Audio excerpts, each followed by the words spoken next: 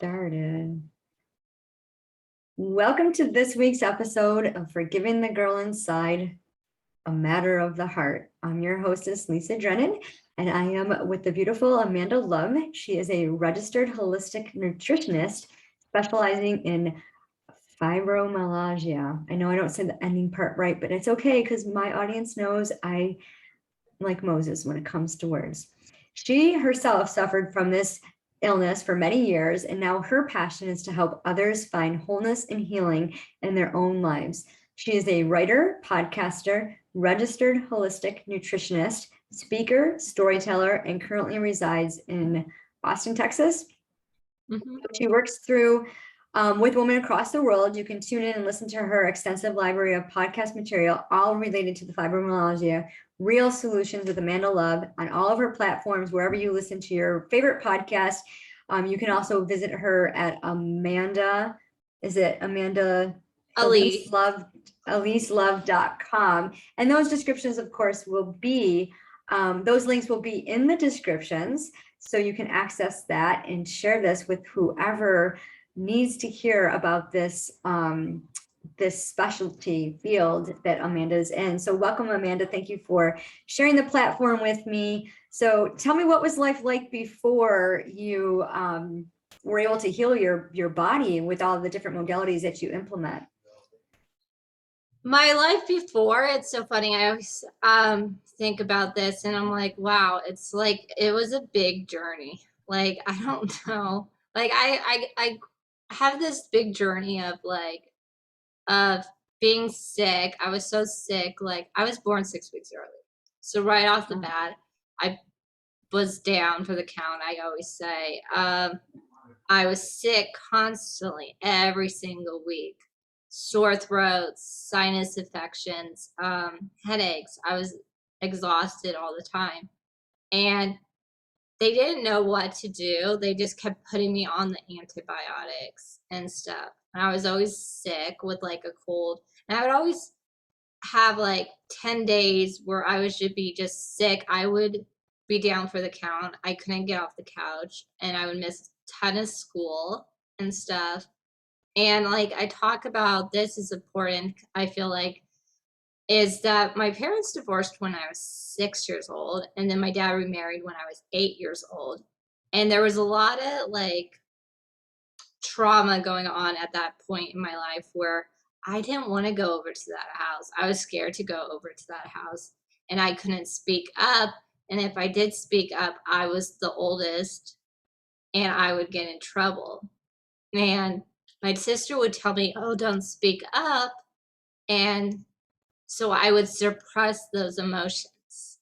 And that's the thing. I think that's a lot of times when we have a health condition, something's happened in our childhood and we just suppress those emotions and stuff.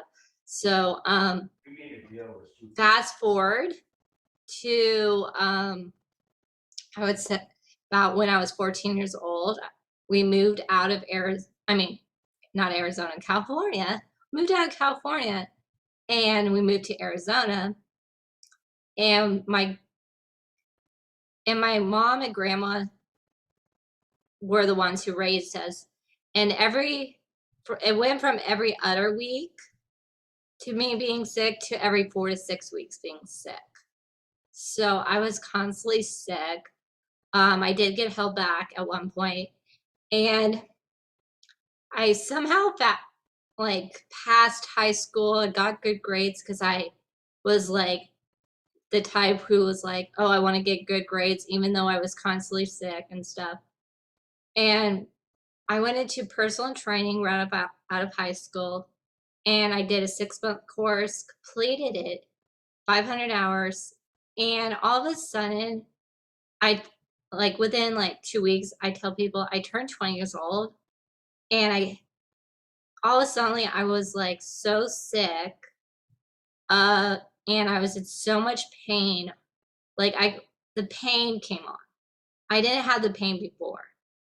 The pain was down my body, down my legs, arms. It was excruciating. I couldn't take a shower. I stopped going to the gym. I started crashing. I would take these 2-hour naps. I was not feeling rested after taking these naps, and we didn't know what was going on. And at that point, I couldn't do anything. And that's what I tell people. I couldn't do anything. I wanted to go into nutrition. That was my second love. And I couldn't do that. I couldn't work. I couldn't do anything.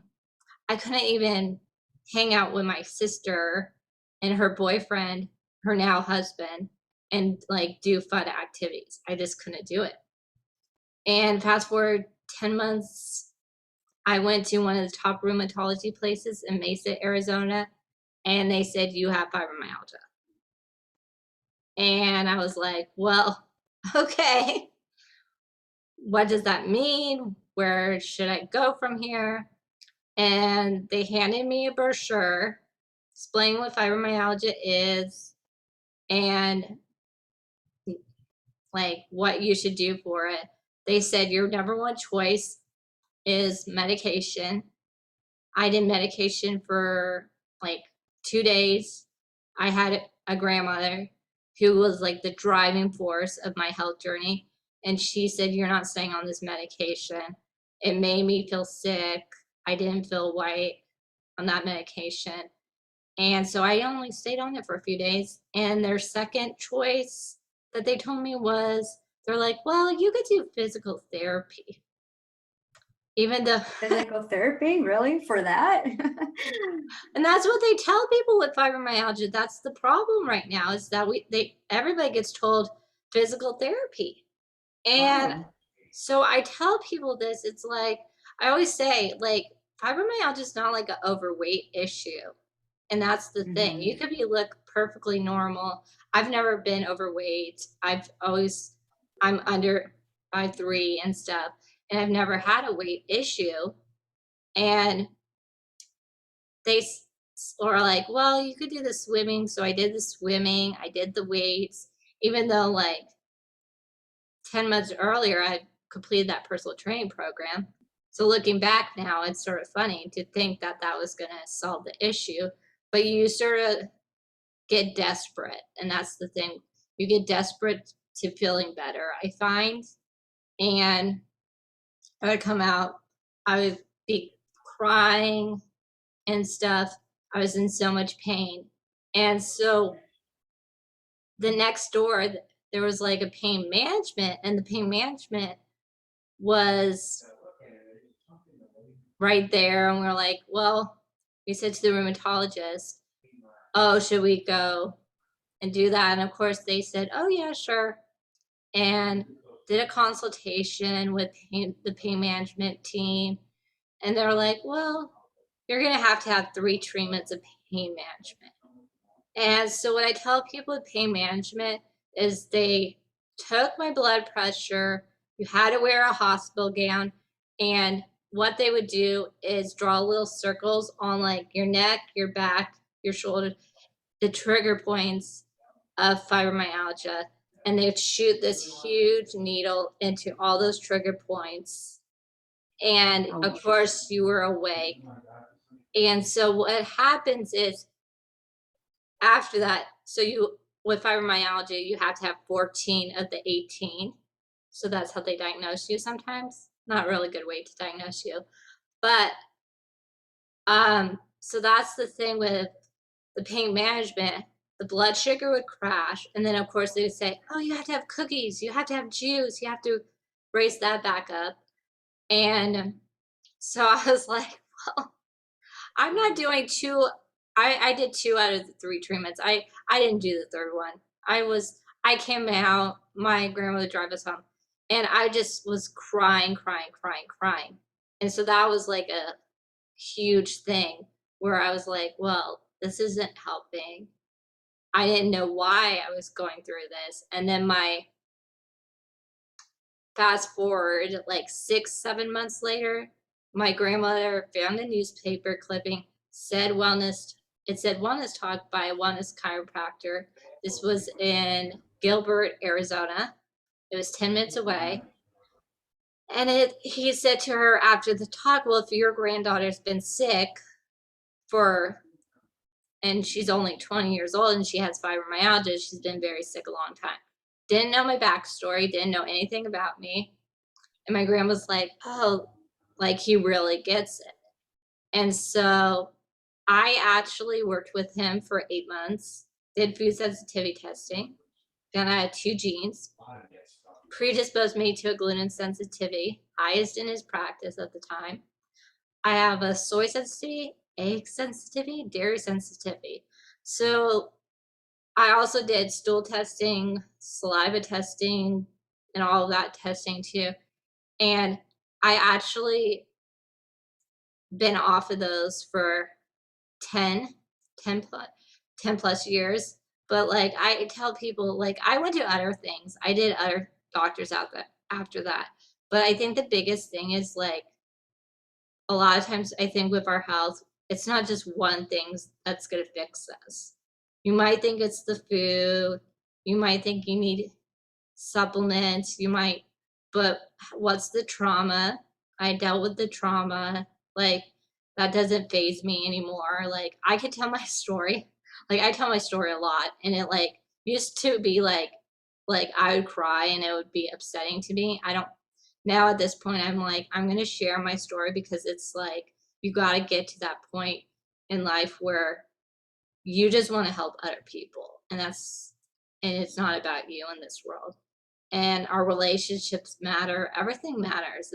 It's a whole holistic approach, I tell people. When you say share your story, what happened? Would you like to share a little bit about that? So with the onset of this, you were very young when they diagnosed it. Yes. So you've dealt with this. So how old were you when you started seeing symptoms? What the fact I would say I was really young. A lot of times people don't get diagnosed into their like 40s, 50s. I feel like the pain started probably when I was 20, but I was dealing with like the immune issues, like really since I was like a baby. And that's what I think Mhm. people don't realize. And I'm glad you mentioned this because I think a lot of times everybody thinks, oh, she's so young and everything. And I am still young. I'm 31. I'm going to be 32 in a couple months. But I mean, like, I think you have to think about, oh, all those 20 years. Cause like I had those 20 years where I couldn't do everything. And it really was into my, I would say mid 20s that would, it took a while to get better. And Mhm. it's really been in the last couple years where I feel like I've got into a good rhythm and my health is pretty good. It's not, Yeah. I'm never say with your health, you're always going to be like 100%. We're always working on something with our health. But if Yeah. you could be at like 80 between 90%, like I always, that's what I feel like I'm at right now. Like Yeah. I used to be a -0. I couldn't do anything. I couldn't get off the couch. I never ran errands. I couldn't go to church. I do these things now, such as like I went to a church group last night. Like I couldn't have done that like 10 years ago. I Mhm. went to a lake day, no issues there. Like I don't have to worry about like doing things and getting sick. And that's the Right. thing, or being in pain.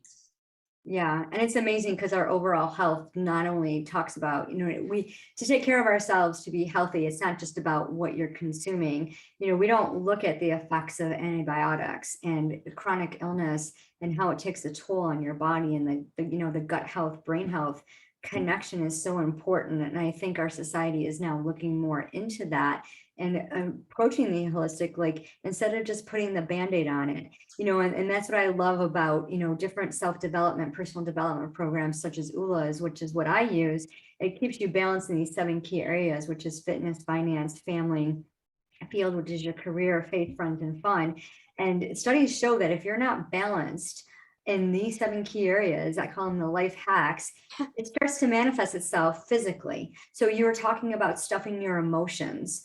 And Yeah. in ULA, we have 7 blockers, self-sabotage, fear, shame, guilt are a few of them, and then 7 accelerators, love, grace, are a couple of them. But when you look at the negative, like when you're physically ill, your body shuts down and then your mind starts to wonder, like, why am I dealing with this? And then like that fear, that self-sabotage, whatever sets in. And before you know it, I like to call it stinking thinking. Your mindset is just really going on this roller coaster, and it almost like intensifies the pain, where, like if you stop and think like, okay, how can I get to the root cause of this problem? Like, what can I do to change it? I know my body is telling me something is physically wrong. Is it from emotions? Is it from diet? Is it from lack of exercise, lack of sleep? Like, sleep is so important. Right. They talk about the 4 pillars of health: sleep, stress, nutrition, exercise. I think Sleep, sleep's number one. it is absolutely number one. Sleep. They say 7 to 9 hours. And I know so many people who don't get the proper amount of sleep. And then that increases your stress. You can't manage with stress. Your body can't manage the stress. Your mind can't manage the stress if you don't have the proper amount of sleep. So they go into this vicious cycle. And a lot of it can do with food. Like, I just got out of the hospital last week with a diagnosis of acute diverticulitis. Never had this before. Like, Right. I eat healthy, I eat whole foods. The diet that they gave me to help calm my system down was low fiber. Food I've not eaten since 2016. Processed food, canned food. Oh wow. I'm Yeah. like, That's the I'm like, hospital setting for you. yeah. And I'm like, I'm looking at this and it's made by a clinical nutritionist. And I'm like, no, I'm not eating this food. I can't do it. I don't eat like this. This is going to make me sick. Like, I mean, we know that sugar increases inflammation, which is diverticulitis is an inflammation. It's an episode, right? Something gets caught, infected, your body Yeah. gets inflamed. My body can't fight it if I'm loading it with white sugar. And I'm not saying I don't ever eat white sugar. I do enjoy it on occasion, but not Right. to have it every single day. And if you look at all of our foods and how it's processed, you had mentioned earlier before we hopped on the recording about a lot of people don't know how to cook. They don't know how to prepare good foods. And when you're buying prepared foods, they add sodium, they add all these They different add all the preservatives. ingredients. Yeah, and you were talking about like the soy sauce, and there's a natural soy sauce that you can use, but the actual soy sauce that we can just buy in the grocery store causes so many side effects in our bodies because we don't know how to process this food. And if our body's like a computer, it's like putting a virus in your body and then it acts up and you're like, well, I don't know, maybe it's something I eat, but then you just do it again and it creates this cycle and your body just wears out. So when you implemented this nutrition, like, what was the one thing that made you realize that nutrition was the key, and and the other modalities that you implemented it? Um, I think I felt like nutrition was like the key early on, but I just didn't like I think a lot of times we just think, oh, I eat healthy, I have whatever vegetables, fruits and stuff. But then you don't realize, okay, what are the like is getting sprayed onto our foods? Like there's so Mm-hmm. many chemicals and like and then also the fact that like back when I was diagnosed with the fibromyalgia and then I was told I had a gluten sensitivity, I didn't know like I had never heard of gluten sensitivity. Now I think it's a big more like more common that everybody hears about it because everything in the stores are gluten free. But then the Mm-hmm. thing is, the gluten free thing is like, well, what if people don't even look at the ingredients list? They just think, oh, it's gluten free, it's healthy. That's the problem. And we need to get away from looking at like, oh, worrying about calories and stuff and looking at like what's in most if you like the thing is if you want to have healthy food it's not going to come from like a box and it's not going to have like a calorie to it and stuff. Mm-hmm. And I think that's the thing. I think a lot of times with gluten free people are like, well, I've gone gluten free, and I'm like, well, how long did you do it? And I think the big thing is people don't do it long enough. And I tell people you have Mm-hmm. to do it for at least 4 to 6 weeks. And one little molecule of gluten can stay in your body up to weeks, up to months, so you can't cheat. And that's the thing, people are so, they might have done gluten free, but they might have other food issues, right? Like it's always go gluten free, maybe go dairy free. Some people might do that, but the thing is, what about the soy, right? Mhm. Maybe you have to get rid of the eggs, like I did. But I mean, like, people don't think of anything else besides just the gluten right now at this point. Right. It's become very popular to get rid of gluten-free, and to be gluten-free and dairy-free is very popular right now. Yeah, Just like that's years ago, it was fat-free. Like, oh, let's be fat-free. But they don't read the label. Like I followed I don't know if you ever heard of the Daniel plan, but I followed the Daniel plan and originally on my journey. And yeah, I like to eat meat. So, but me too. anyways, it was read the ingredients. If you can't pronounce it, don't eat it. If Yeah, there's 5 or less, it's good. Anything more than 5, don't buy it. And that's, I kind of got in the habit of it. And then I started looking for sugar because diabetes and heart disease runs in my family. And I'm really conscious about not, preventing that. So I was surprised, like a lot of spices and sauces, like I love hot, spicy food. And it has sugar in the base. And it's like, why do you put sugar in this?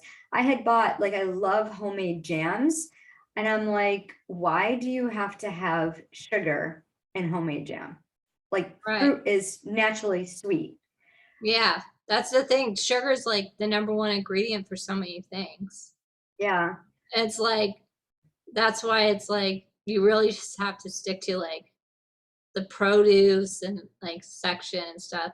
If you, I mean, like, we all have days where we have sugar. It's not gonna Yeah. kill us, like, and stuff. But I mean, the thing is, like, it's hidden, or it's like you really have to look at products. Like, I was like, I didn't realize soy was like in every single thing until you actually look and you see, oh, soy could be in like tea. I've seen soy in a lot of different teas. Wow. Yeah, and I'm like, that's disappointing because I had, like, a favorite holiday tea I liked, and I'm like, Yeah. "Oh, I can't have that anymore." So, I mean, so there, it's so, you have to do your research, you have to take the time, but I think the thing is once you get to a habit of doing it, it's sorta like second nature where you're like, "Well, I can't have this food, but I could have this food." Right. And the research does take some time. That's what you offer in your course. You kind of walk around. Tell us a little bit about what you do to help people.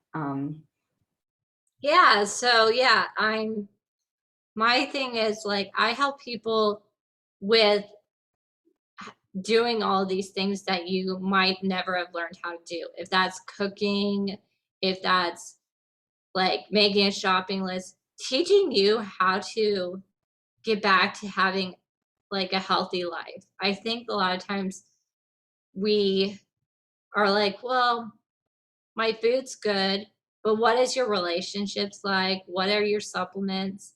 I tell people we're all different. We're all at different stages at our life.